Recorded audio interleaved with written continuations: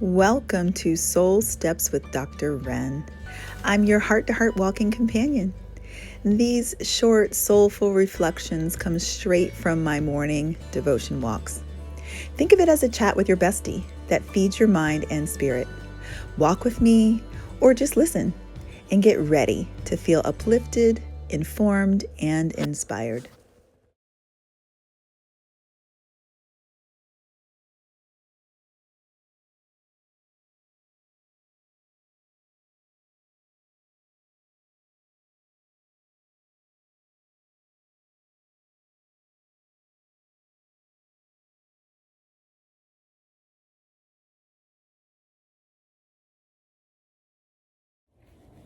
Good morning, friends. Welcome to Soul Steps. It's Saturday, December 13th, and I'm greeting you in the daytime hours. The sun is up, and I'm greeting you from a walking trail that is near my house. It's one I had walked on yesterday with my friend Maria. It was my first time walking through this section of the trail in maybe a year or so, and I learned that the trail had been extended far beyond what it was. So I enjoyed a wonderful walk in the woods yesterday, and today, because I was up and down, awake, asleep last night, and decided to give my body a bit more rest. It was nice and sunny, so I decided to change my daily route and enjoy another walk in the woods with you. So it's quite beautiful here. I love woods and all of the winter sights, the moss growing up the tree, the circle of life. So I've included some pictures, some of them from yesterday, some from today, like this tree covered with moss. I could sit on a bench and look at that tree for hours. I really could. I might grab my chair and come back here and just look at that tree. It's so beautiful. Ooh, my hair is wild and getting stuck on branches. So I have been doing short soul steps for the past couple of days, in part because I've had so much going on. And today I am going to tarry with you a little bit longer and going to just share with you a few things that are going on in my life, and they may be helpful to you now or in the future. So one of the things that I am holding is my role as caregiver to my mother. So some of you know that my father passed suddenly on July 10th, 2025, just a few months ago. And he passed just a few weeks, maybe just, a little over a week after we learned that my mother, who had been treated for triple negative breast cancer with mastectomy, that she had metastatic breast cancer, that it had come back. It had been months-long investigation of bleeding from her mouth and painful teeth that led to this diagnosis. And it was quite shocking for me. I mean, I knew that triple negative breast cancers can be aggressive, but she had survived her mastectomy 2022 with no real issues. So to find out that she had cancer multiple places in her body was kind of a prompt to say, I'm going to find a way to move my mom from New Jersey closer to where I am in Georgia. My younger brother has been carrying the load primarily. He's been carrying the main load, I would say, because I have other siblings that have helped in various ways over the years for both of my parents. But my brother lived with my parents when they were living independently in my home in New Jersey. And when it became clear to me that, oh, sorry, it's another little joyous visual, the soccer ball. It's like a water feature. Sorry. My mother, it became clear that the stress of caring for my mother was really weighing on my brother and my father. And when I visited one time and realized that, I said, okay, I've got to get my mom into a nursing home at this point. This is not going to work. And that was shortly after her mastectomy, I believe. It was kind of the summertime. Here's some lovely rock formations. This is so beautiful. I'm so lucky to live here.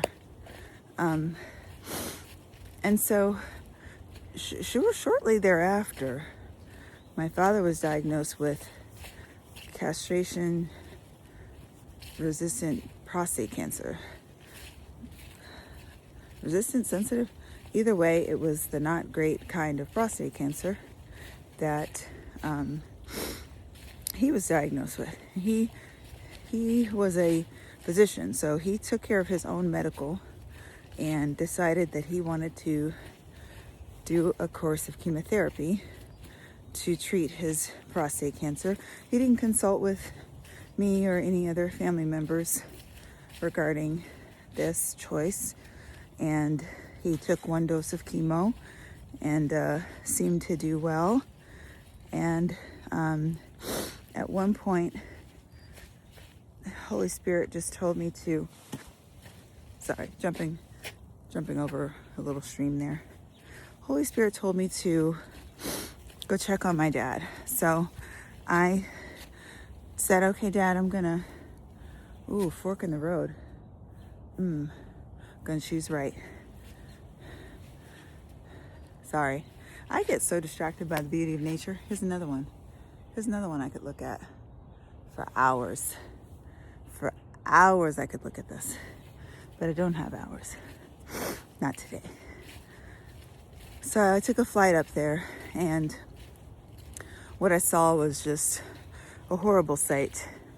He was barely functional, barely moving, couldn't care for himself in any way. And I went to the doctor's visit where he was supposed to get his second treatment, and I said, this isn't gonna work. Is there another treatment option? Because I think if he takes another dose of chemo, it's gonna kill him. I mean, he was just taking care of another human being several months ago, and this is not okay. So we stopped the chemo, and he ended up taking another medication instead. And this extended his life. And prostate cancer is not typically something that, kills you. Slow growing, typically. And so both of my parents ended up in a nursing home in New Jersey. My father hated the nursing home. He was trying to find all kinds of ways to get out of there, to go to a different type of facility, to go back to the home.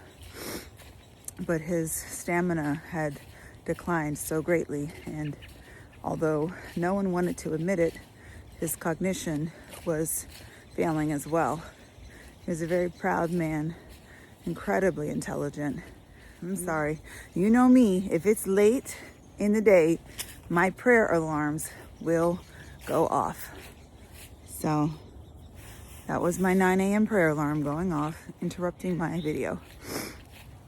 So he did not like the nursing home. He was trying to get out of there, but his stamina wasn't where that would be an option. And his cognitive fork in the road again. Gonna go this way. This is the way I went yesterday, I think. So this was a chronic thing. You know, he was making the best of the situation. My mom was relatively okay with being in the nursing home. And so this was like 2022, that year. 2023, I feel. 2023. Well, we went up. We had a wonderful, he wanted to have a big Christmas party at a restaurant that he loved.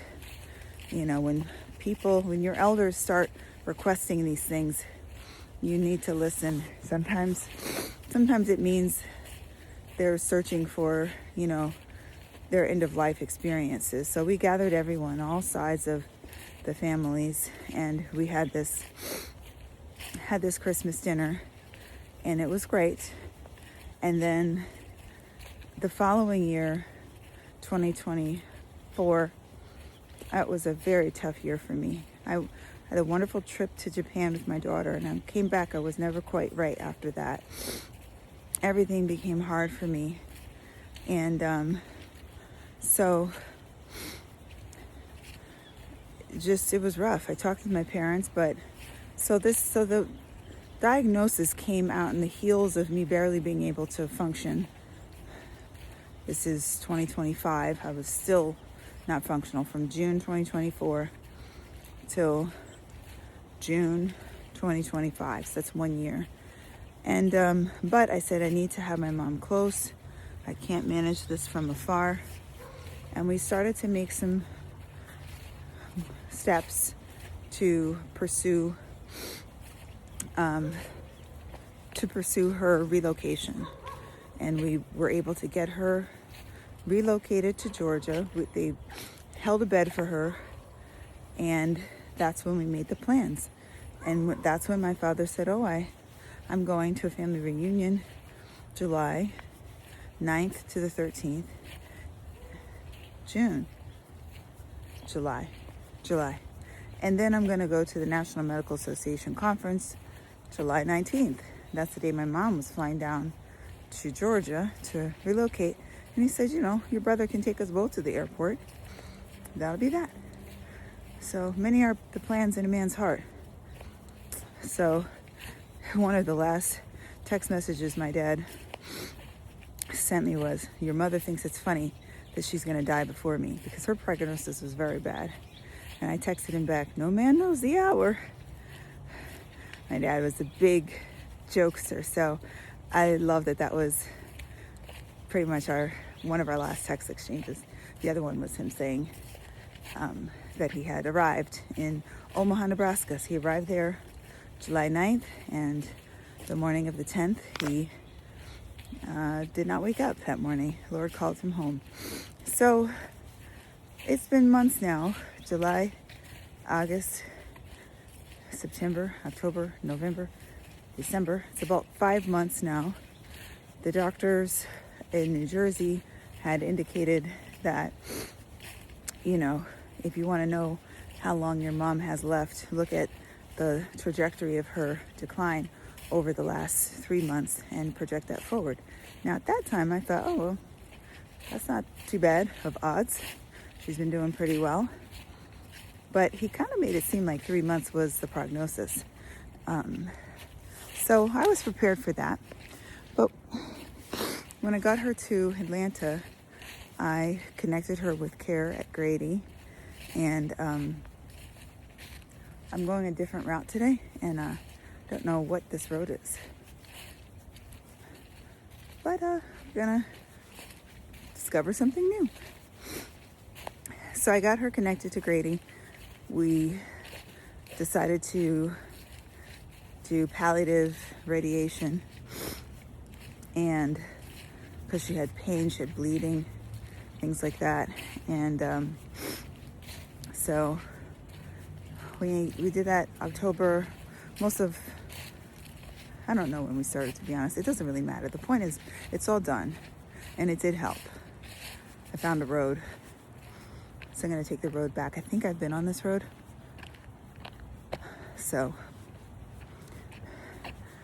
And we did the palliative radiation. It's all finished. Benefits have been realized. And, she does not want to be resuscitated. If her heart stops beating or if she stops breathing, we'll just allow her to go on to her eternal home. So we just decided that. She decided that.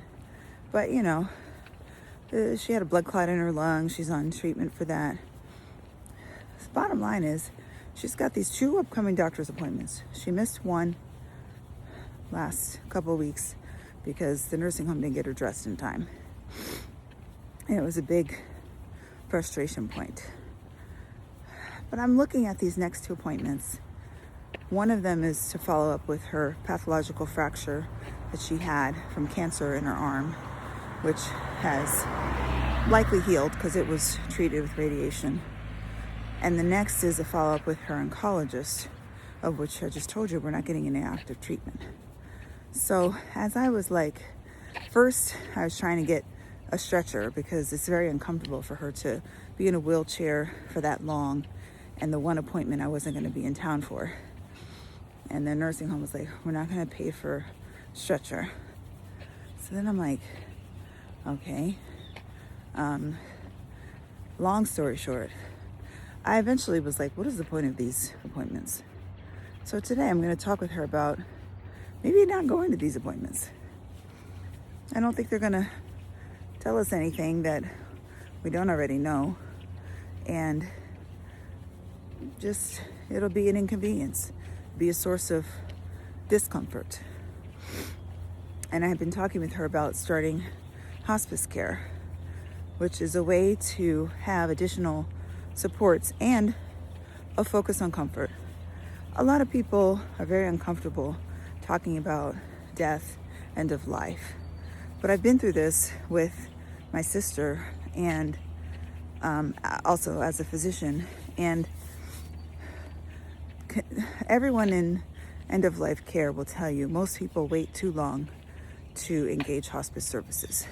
They wait until it's so far that they can't really benefit from the extra support. There are death doulas and other helpers that exist, but the regular person doesn't even have a will, or they just don't want to talk about it. I'm not that way, and I think for sure I want my mother's remaining days to be full of joy and not pain. I want her to be comfortable, and so I feel ready. I feel that we finished any active form of treatment that would be necessary to improve her comfort. And now I would like for her to have a provider who cares about the fact that she has secretions from her mouth that cause her to use a box of tissues a day. It's a comfort issue. I want a doctor who cares that she has pain in her leg. I want a doctor who cares about her abdominal distension and her GI discomfort, which is the biggest source of discomfort for her right now. So someone who would partner with us. Now, are these things life-threatening? No. But are they important in terms of her quality of life? Yes. Yes, they are. So I'm ready. I think she's kind of ready. Maybe just needs to talk it through. So I'm going to do that today. And I've already initiated the referral for hospice services. The nursing home gave you 2 choices. I did some research, picked one. And I feel that I would want to have the chaplain support, the support groups, the extra set of eyes now, just peace of mind if I'm going out of town for a couple days, to know that someone else can check on her more than just the staff. So that's what I'm dealing with. I mean, it's heavy work, but, important work, sacred work. And I love my mother deeply, and she has lived a remarkable life, and she deserves to have a remarkable end of life, one that is characterized by love, giving and receiving of love, generativity, as she continues to bestow and impart wisdom upon her progeny, adventure, as we find ways to introduce joy and spontaneity. When my 5-year-old son visits with her, he'll blow up a balloon and they'll tap the balloon back and forth to each other. Just moments of joy. I want for her last days to be filled with wonder and love and joy, peace, happiness. And I don't know about you, but I don't consider medical appointments and poking and proddings to be part of that plan. So, and it's part of helping me to have a good goodbye for my beloved Queen Mother. And I don't know, a lot of people have written books about their experiences as caregivers at the end of life. I don't think I want to write a whole book, but I do write poems. I have some haikus that I wrote during my sister's end of life, and I think I might write a book of poems. My mom was a wonderful writer, a lover of words, and a poet in her own right. So I think that'll be a wonderful tribute and a way to add to the literature of end of life in a personal yet relatable and inspiring way. So that is what I wanted to share with you today. I do know where I am now, in case you're worried about me. I'm gonna find my way home, see how far I've walked, and see if I need to add some more miles. I am excited about the next few weeks and of all I'm learning in the self-publishing realm. I learned something new last night. I had forced myself to go back to sleep because I wanted to get up so badly at 2 a.m. and work on my book, but I really need to practice pause, really, truly, for my well-being. So I forced myself back to sleep, and I'm glad I did. I'm on a panel later today, and I'd been pretty tired if I had pulled an all-nighter last night. So I hope it was helpful for you to hear a little bit about my journey with my mom, and I hope that you remember today to move your body with love and intention, and always remember that I love you. Bye.